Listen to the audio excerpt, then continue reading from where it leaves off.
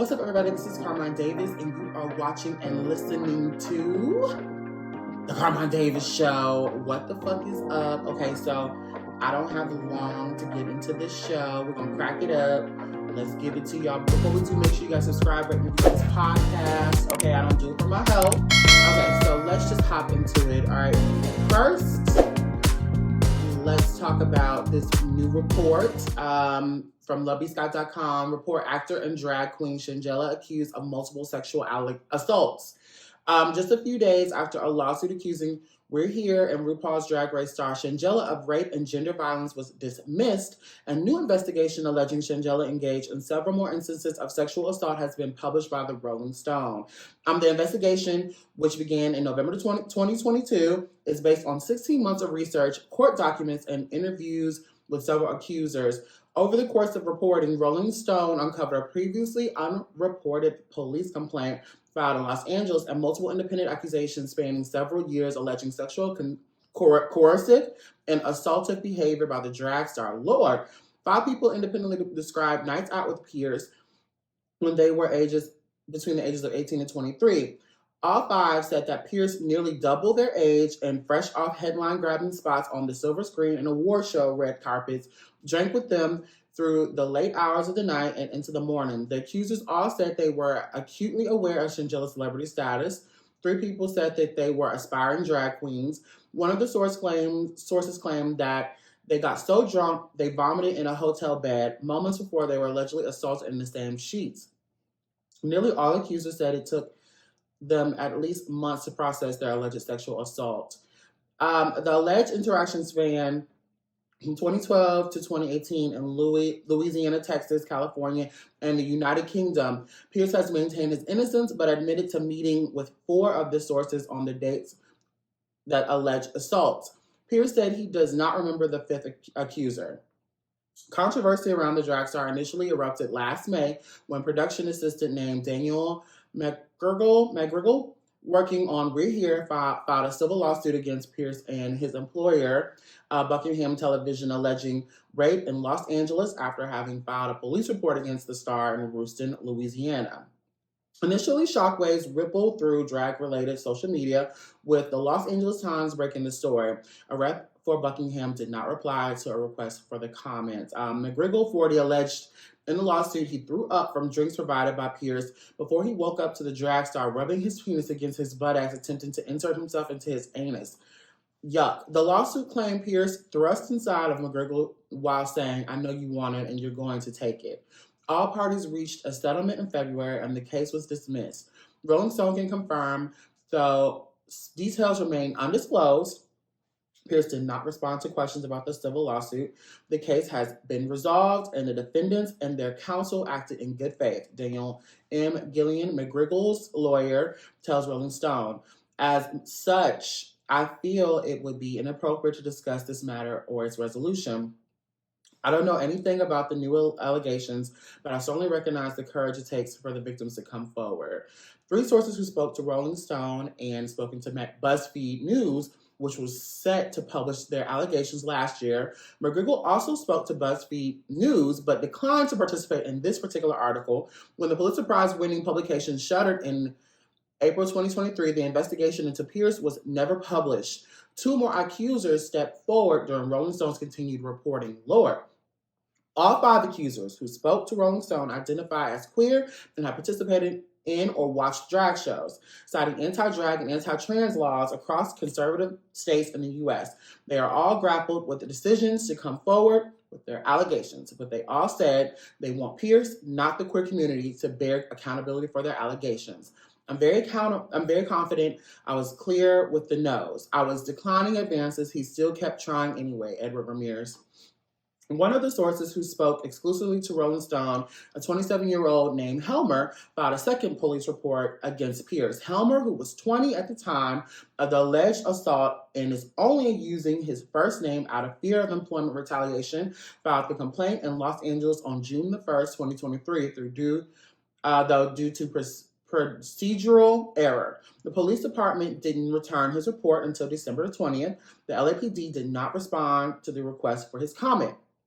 In the complaint, Helmer told police he was motivated to report his allegations after he read articles published by the Los Angeles Times that indicated Pierce was suspected of conducting similar sex crimes with other victims. He told police he met Pierce in 2017 while working at a popular Los Angeles bar, where Helmer said he and Pierce exchanged numbers and social media accounts. I'm thinking we should hang out, Pierce said. Then he was 36. Told Helmer in an Instagram direct messages reviewed by Rolling Stone. Let me take you to a late dinner. To exchange direct messages and went out for drinks the following night. Helmer told police after they met the complaint states,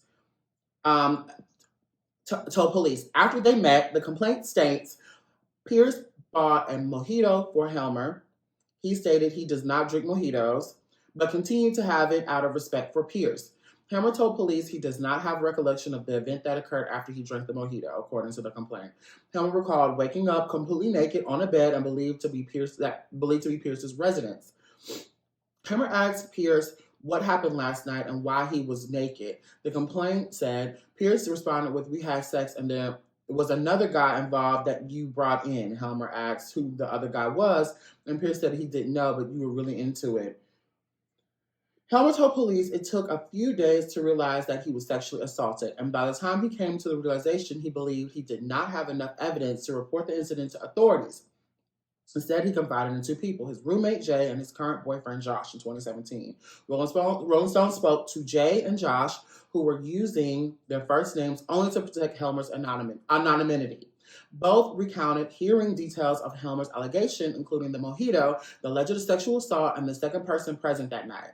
"I saw this young, sweet, scared 20-year-old boy breaking down in front of me, and I was crushed for him," Josh tells Rolling Stone about Helmer's first opening up to him. Josh said he was proud of Helmer's decision to file a police report. Helmer did this fucking scary thing in the scary sheriff station at night. "It was a moment that I watched this boy I hugged in my bed crying in 2017 turn into a man who could stand in the truth and live past it with no shame." Child. Okay, this keeps going. Okay. Wow. Okay, I'm gonna keep going, but this is a lot. This is a lot. Brettler calls Helmer's accusation absurd, claiming that Pierce and Helmer went back to Mr. Pierce's house where they engaged in consensual sex with a third man who they met at the bar. Critically, Helmer continued to contact Mr. Pierce in the months following the encounter. All right. Brettler writes, Helmer never once mentioned that Mr. Pierce mistreated him, let alone sexually assaulted him. On May the 4th, 2017, less than 2 months after the alleged assault, Helmer texted Pierce to ask for help in finding an apartment. Oh, Lord. Helmer said his texts were sent in desperation after breaking up with his then boyfriend, whom he had lived with. "I'm looking pretty urgently," Helmer said in the text messages to Pierce. "My plans fell through last night and I need a place to live." Regarding Helmer's police report, Brettler added that no one from law enforcement has ever contacted Mr. Pierce to his representatives about Helmer's bogus claims. Helmer's police, oh God. Okay, so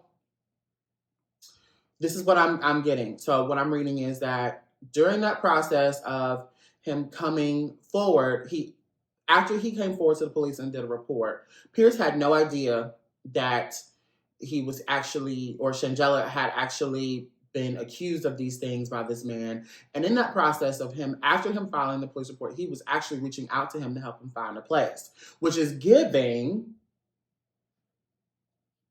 cause for doubt, is what I'm saying. Okay, so, but we always stay on the side of the accusers, but it's interesting. Helmer's police complaint echoed allegations from 4 other people who spoke to Rolling Stone. Edward Ramirez, 27, claimed Pierce assaulted him after a night out in Texas. In 2018, Rolling Stone reviewed Instagram conversations between Pierce and Ramirez. They met at a bar on September the 10th and discussed plans to hang out again in the evening of September 11th into the early morning. But Ramirez, who was then 21 years old, said that the night of the 11th took a turn out of his control. He initially posted his allegations on ATRL, an internet blog space for celebrity culture and analysis, to describe his night. Pierce shoved me on the floor in a closet and tried to penetrate me. Ramirez, who wrote a few hours after the alleged assault. Honestly, had he just asked, I probably would have consensual sex with him. But getting shoved into a closet and thrown onto the floor was just uncomfortable and seemed like an abuse of power. I'm very confident I was clear with my nose. I was declining advances, Ramirez tells Rolling Stone. He kept trying anyway. When I shared the story initially, I was showing grace and mercy that I wouldn't have shown had I taken more time to process what happened. Unlike the other accusers, Ramirez says he provided his own drinks throughout the night.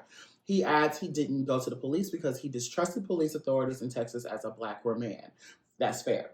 Pierce's initial defense to BuzzFeed News alleged that any accusers coming forward were motivated by McGregor in an attempt to strengthen his civil suit. But Ramirez, who says he has never spoken to or met McGregor, posted his allegation in 2018, 4 years before McGregor initially came forward. In his letter to Rolling Stones, Pierce, through his attorney, did not address the settlement or his previous accusations regarding other sources' connection or lack thereof with McGregor.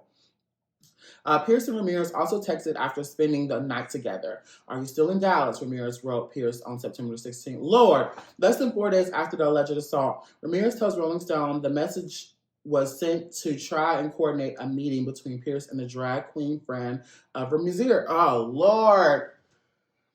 Oh, my God. So you're going to bed or are we hanging out? Pierce, who was 37 at the time, asked Ramirez in a text at 4 a.m. on September 17th. Bitch, y'all going to bed Go to bed at 4 a.m. Okay, Ramirez responded, hanging out where? It's 4 a.m. Haha, right. Ramirez tells Rolling Stone he believed the messages were a polite rejection of Pierce's continued advances. Bretler supplied Rolling Stone with 3 witnesses' statements that could attest that Mr. Pierce and Mr. Ramirez were never alone together that night.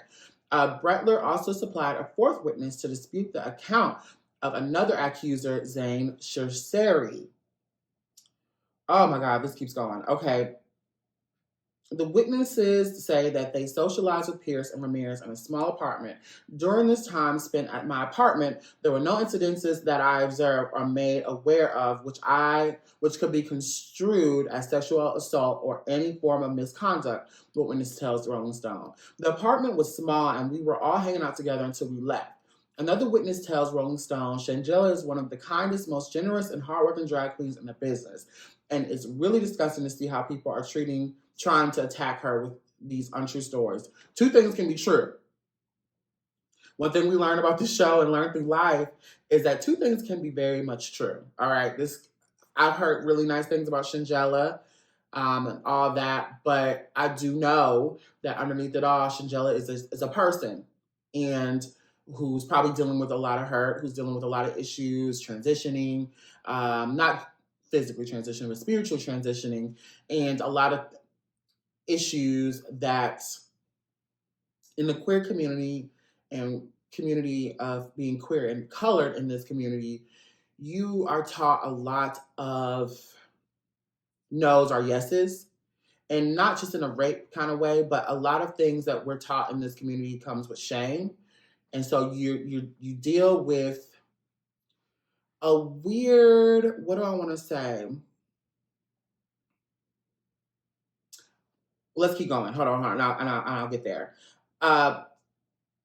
Ramirez consistently told Rolling Stone that the alleged assault occurred in a walk-in closet in the bathroom as people were leaving for the night.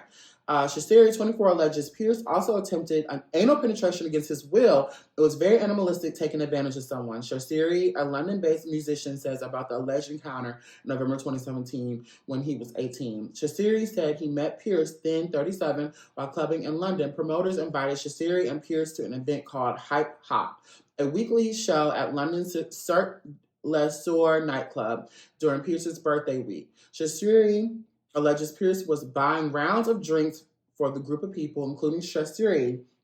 Shasheri and Pierce confirmed that they both returned to Pierce's hotel room at the Claremont London Hotel with a group of people. After the guests left, Shasheri and Pierce were alone in the room. Eventually, Shasheri alleged he was so intoxicated he could not consent to any sexual activity. Shasheri claims he eventually threw up in Pierce's bed. He claims Pierce made an attempt to insert his penis moments later. I just remember being very clearly a sequence of events, which was me being on the bed, Shasheri says, then being sick on the bed everywhere. I remember feeling it and seeing it and smelling it. I very viscerally remember that. And then whilst that was happening, like an attempt of penetration, I was so ill that I was throwing up in the bed. It's not like I was in control of anything that was going on, Shasiri added. I felt so humiliated by the fact that I felt like an accessory that was available to a certain time. Shastiri, and excuse me if I'm mispronouncing his name, told two friends about his encounter who corroborated his account to Rolling Stones. Shastiri says he didn't go to the authorities because of a lack of trust in the police. I noticed that he had gone quite reserved and withdrawn, one friend tells Rolling Stone. It seems like he was totally overwhelmed in the moment, whether it was physically or through other means. He just fully was not in control, and his agency was taken away from him. It really shook him up. In a letter to Rolling Stones, Brettler contends that Shasiri was the one who pursued a physical relationship with Mr. Pierce. Lord, not the other way around. While alcohol was consumed, Brettler writes, no one was visibly intoxicated or impaired to the point that they could not make the decision for themselves. Lord Jesus. In Pierce's account, as provided by Brettler, Shasiri and Pierce made out before falling asleep. Both men were fully clothed. Mr. Pierce was awakened in the early morning hours to the sound of Mr. Shuri's vomiting in the bed. Britley writes, Mr. Pierce then encouraged Mr. Shuri to go home. Embarrassed and apologetic, Mr. Shuri gathered his belongings and left. Apart from cuddling in bed together before falling asleep, Messrs. Pierce and Shuri were not intimate and did not have sex. One witness provided by Brettler tells Rolling Stone he was with Shasiri and Pierce before he left to my room next door and shortly after receiving a call from Pierce asking for help. The witness defended Pierce, saying he kicked Shasiri out after he vomited on the bed. Okay.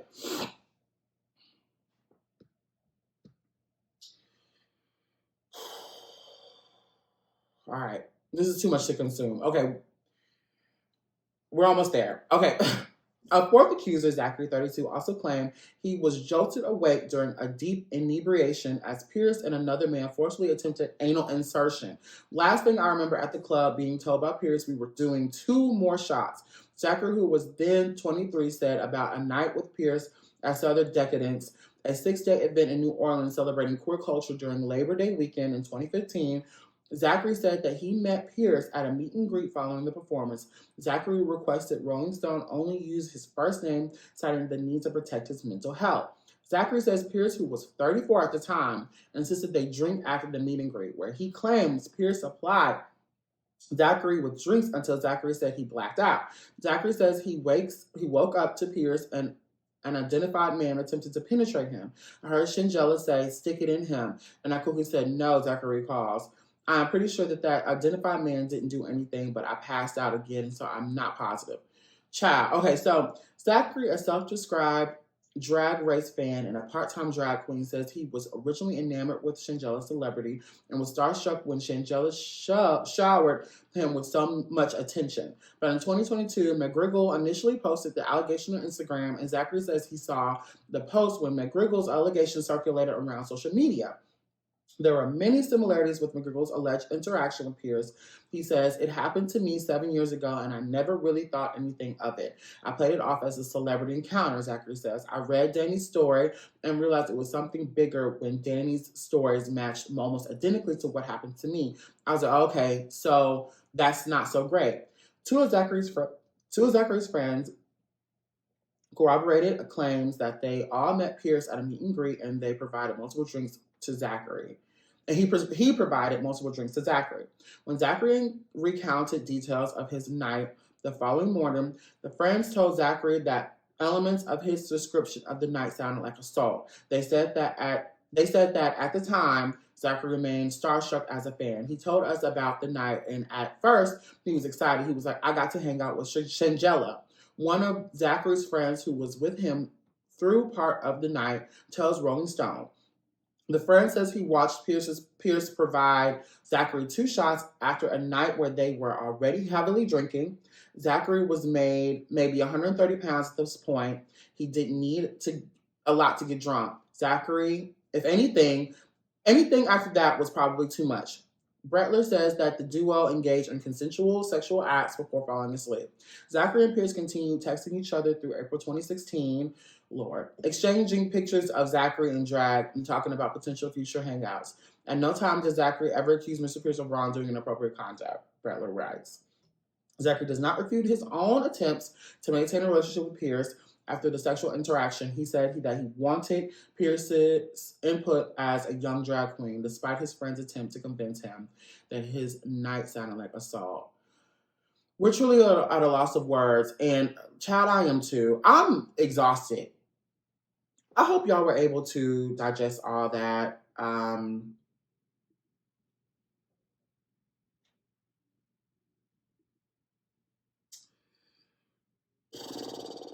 Okay, so like I was saying briefly, there's clearly a difference between Shangela and Mr. Pierce, right? And I think a lot of times we forget that celebrities and these people who we admire, who might be um, inspirations to us, also deal with their own issues. And not that I'm trying to say that Shangela did it or not, or whatever. I want to believe that she didn't. But it sounds like Shangela has a lot of, or Mr. Pierce has a lot to deal with. I always believe, I say this and I say remain true, not just because Shangela, I'm not going to take Shangela's side or soften my response because she is a member of the queer creator Black community but so I'm just going to keep it real. I think I'm probably going to be a little bit harder on her because she is. And I think that we have to be careful and mindful who we see after hours, who we allow things to happen when drinks and cocktails are happening, where we're getting our drinks and cocktails from, who we're receiving it from, what happens to people. We do, especially people who are, even in my micro influence kind of situation, I do somehow feel obligated to make sure that the people around me get home safe, and make sure that these people are okay, because it can easily turn around. You become responsible to these people, whether you like it or not, and no matter what happened to that person prior, all these people could have gotten a drink from somebody else, but they're going to remember Shangela, and they're going to remember Carmine Davis, and they're going to remember me being sick, and they're going to think that those things come together. Does that make any sense? Leave a comment below.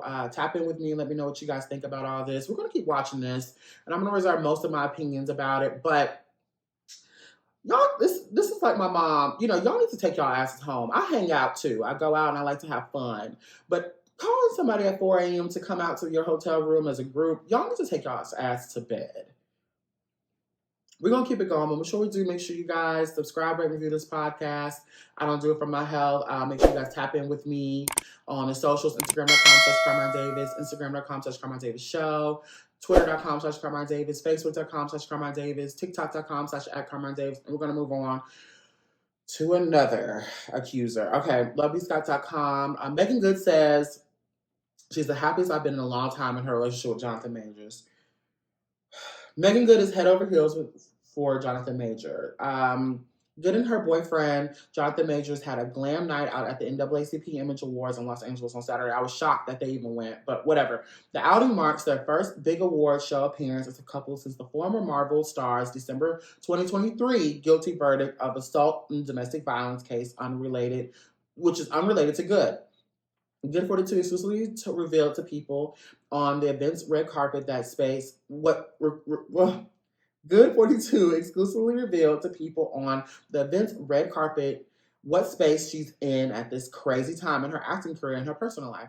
I'm in love, I'm transitioning, I'm healing, I'm growing, and I'm super excited about what's next, Good says, nodding to her relationship with Majors 34. Yeah, just 34. Majors looks a good 45. Okay. Yeah, just a lot of good things all at once. But what I can say is that I'm the happiest I've been in a long time. Child. Among those things is a show that I love with people that I love. She says, referring to Amazon Prime's Harlem, which is the streaming platform renewed in December for our third season coming sometime this year. It's like crazy time in general, Good said.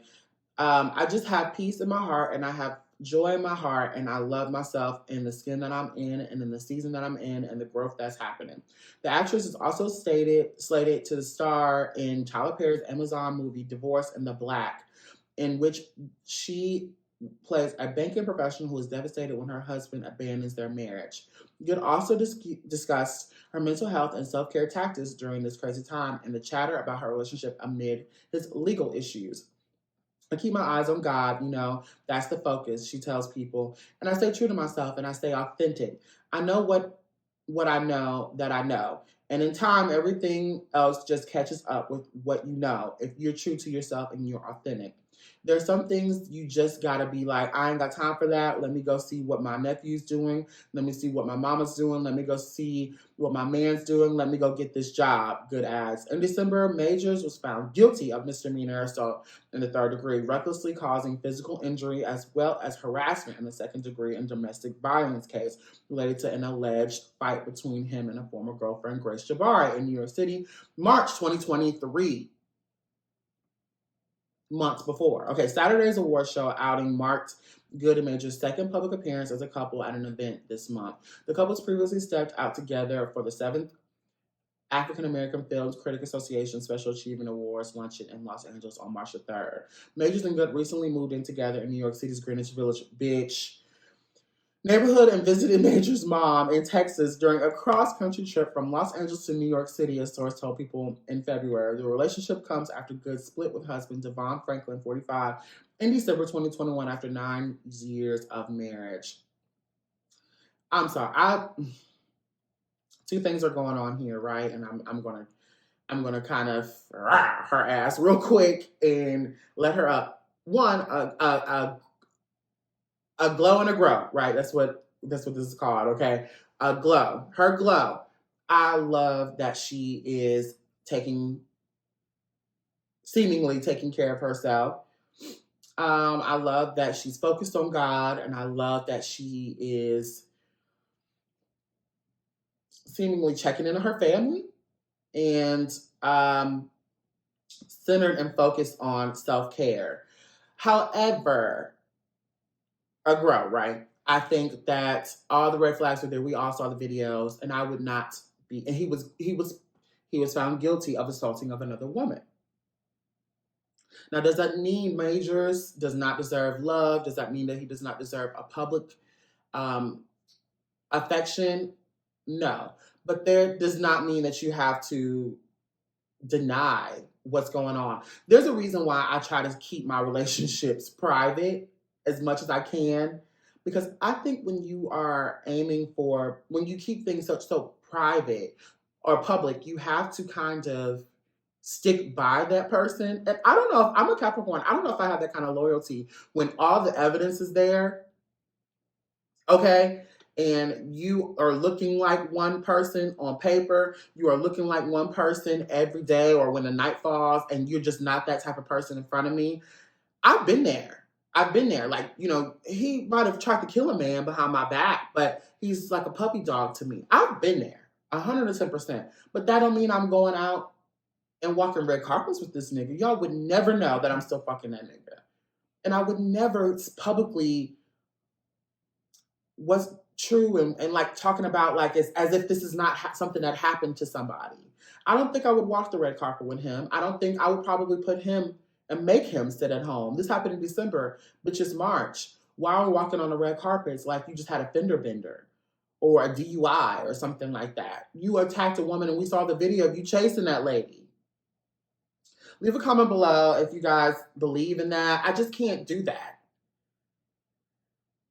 I don't like the couple thing. That's just something that just kind of clicks to me. I don't like the couple. I don't even want to get on a relationship YouTube thing. Like, that's too much commitment. I'm not going to post a nigga. We have to be married for years, child, before I just can see me posting some nigga and have to stand beside him like that during times like this and act like everything is Gucci. No, every hot mic I run to, I'm like, oh, that's my man.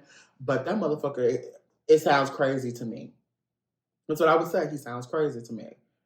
And there's nothing wrong with that. Like, you can love somebody but know them. You know what I mean? Like, or see what people are coming from. Do you know what I'm saying? Leave a comment below. We're gonna move on to the next hot topic.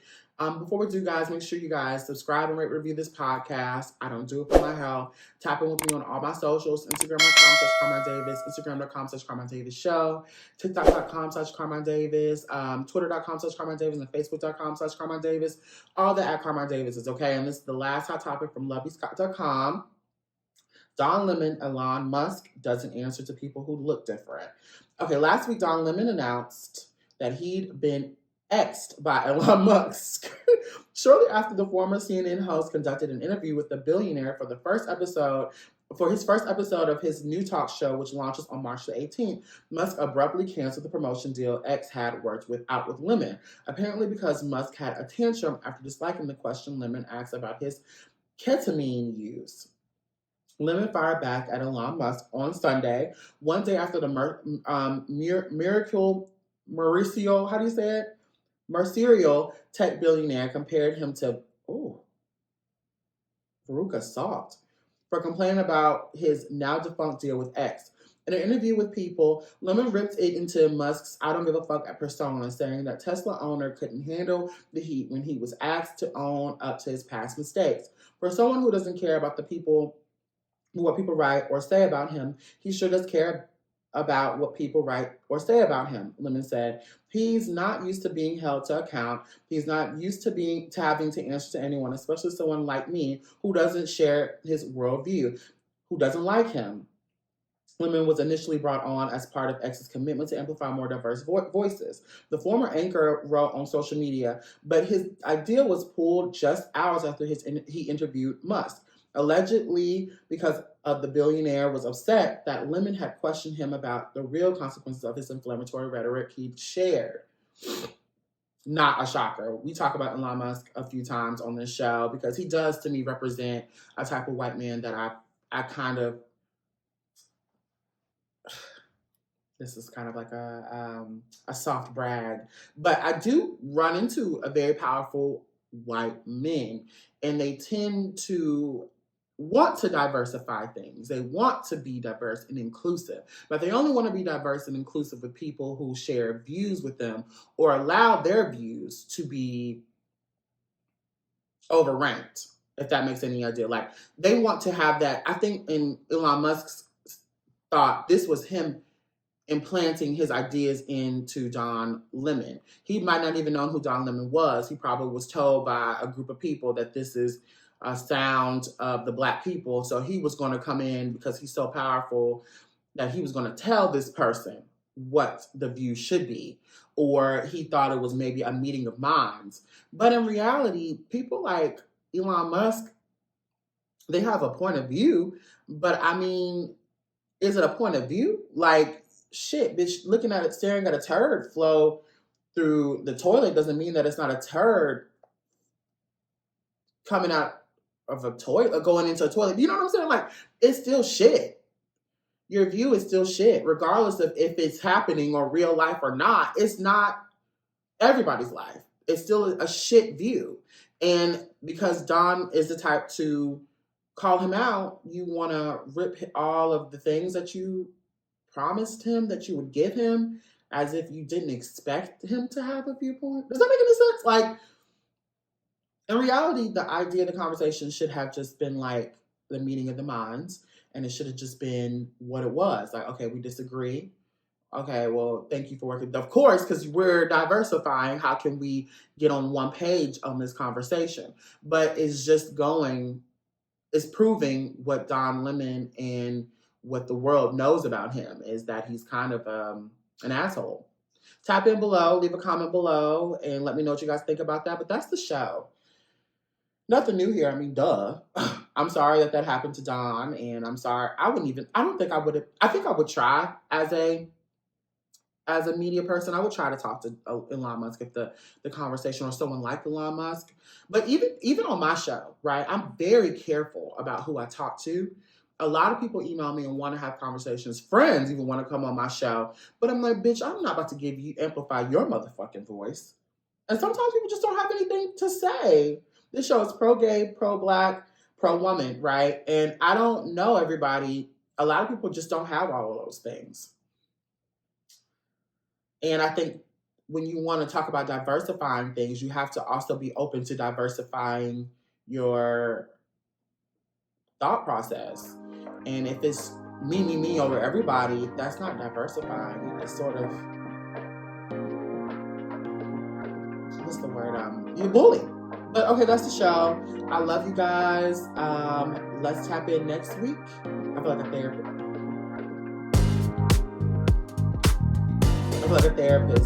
But let's tap in next week, and I'll talk to y'all later. Love y'all. Bye.